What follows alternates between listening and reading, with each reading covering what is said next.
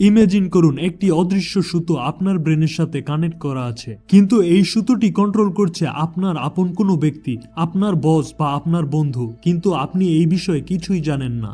আজ আমি সেই ফরবিডেন প্লেবুকটি খুলতে যাচ্ছি যেটা সোসাইটি বা সমাজ আপনার কাছ থেকে সবসময় লুকিয়ে রাখতে চেয়েছে। পরবর্তী 15 চ্যাপ্টারে আমি এমন বেশটি ডার্ক সাইকোলজিক্যাল ট্যাকটিক্স এক্সপোজ করব যার মাধ্যমে দুনিয়ার সবচেয়ে পাওয়ারফুল লোকেরা সাধারণ মানুষদের কন্ট্রোল করে।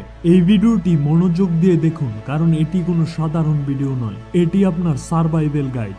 আপনি যদি এই ভিডিওর একটি সেকেন্ডও স্কিপ করেন তাহলে ট্রাস্ট মি, আপনি আপনার জীবনের কন্ট্রোল সব সময়ের জন্য অন্য কারো হাতে দিতে যাচ্ছেন। সারা জীবন অন্যের পেয়াদা হয়ে থাকবেন নাকি এই মাস্টার গেমের রাজা হবেন?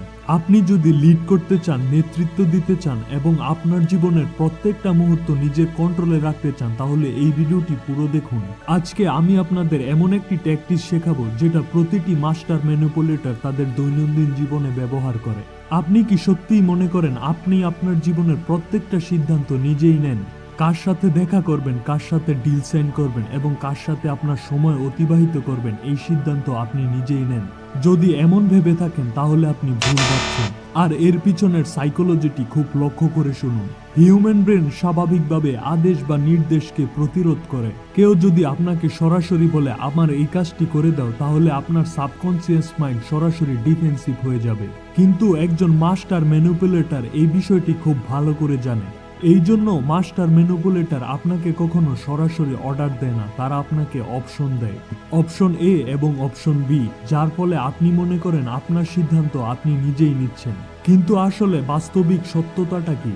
সত্যতা হলো দুটি অপশনই কেয়ারফুলি ডিজাইন করা, যেন ইন্ডে রেজাল্ট সেটাই হয় যেটা তারা চায়। একটা বেসিক উদাহরণ দেখে নেওয়া যাক। একজন স্মার্ট প্যারেন্টস কখনোই তার বাচ্চাদের বলে না যাও চুপচাপ ঘুমিয়ে পড়ো, বরং তারা তাকে এটা জিজ্ঞেস করে তুমি 8টায় ঘুমাবে নাকি 8:30টায়। বাচ্চা খুশি মনে 8:30টা চুজ করে। সে মনে করে সে নেগোশিয়েট করে জয় অর্জন করেছে, কিন্তু প্যারেন্টসের আসল লক্ষ্যই ছিল তাকে 8:30টার সময় ঘুম পাড়ানোর। অ্যাডাল্ট বা বড়দের ক্ষেত্রেও ঠিক এমনটাই হয়। অফিস বা কর্পোরেট ওয়ার্ল্ডে মানুষ আপনার কাছে জিজ্ঞেস করবে যে মিটিং শুক্রবার রাতে করবে নাকি শনিবার সকালে, কিন্তু আপনি যদি লক্ষ্য করেন তাহলে বুঝতে পারবেন এখানে মিটিং ক্যান্সেল করার কোনো অপশনই নেই।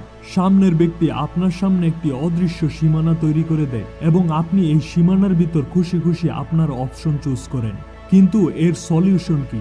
যখন কেউ আপনাকে দুটো অপশন দেয় তখন 1 মিনিট চোখ বন্ধ করে ভাবুন যে এই দুটো অপশনের বাইরে কি অন্য কোনো অপশন আছে। নর্মাল লজিক কি বলে? আপনি যদি কাউকে বন্ধু বানাতে চান বা কাউকে ইমপ্রেস করতে চান তাহলে আপনার কি করতে হবে? আপনি তাকে সাহায্য করবেন, তার জন্য ফেভার করবেন বা তাকে ট্রিট দিবেন, এটাই তো। কিন্তু আমি যদি আপনাকে বলি হিউম্যান সাইকোলজি এর সম্পূর্ণ উল্টো, তাহলে কি হবে? Welcome to chapter 2, cognitive dissonance. এখন আমরা ডিসকাস করব এমন একটি সাইকোলজিক্যাল হ্যাকের যেটা হিস্টোরির সবচেয়ে বুদ্ধিমান লোকেরা ব্যবহার করে আসছে, দ্য বেঞ্জামিন ফ্র্যাঙ্কলিন এফেক্ট। এই বিষয়টা খুব মনোযোগ দিয়ে বুঝুন। ইমাজিন করুন আপনার একজন কলিগ বা আপনার একজন ক্লাসমেট যে আপনাকে পছন্দ করে না। এখানে একজন সাধারণ মানুষ ভাববে আমি ওর হেল্প করে দিই, তাহলে সে হয়তো আমাকে পছন্দ করতে শুরু করবে।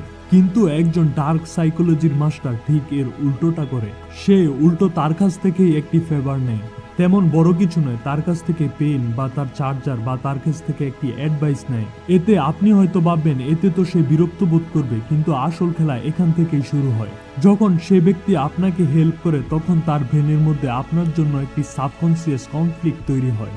আর এই কনফ্লিক্ট দূর করার জন্য তার ব্রেন তাকে একটি গল্প শোনায়। তার ব্রেন তাকে কনভিন্স করে ফেলে এই ব্যক্তিটি হয়তো এতটাও খারাপ নয়, যার কারণে আমি তার হেল্প করছি।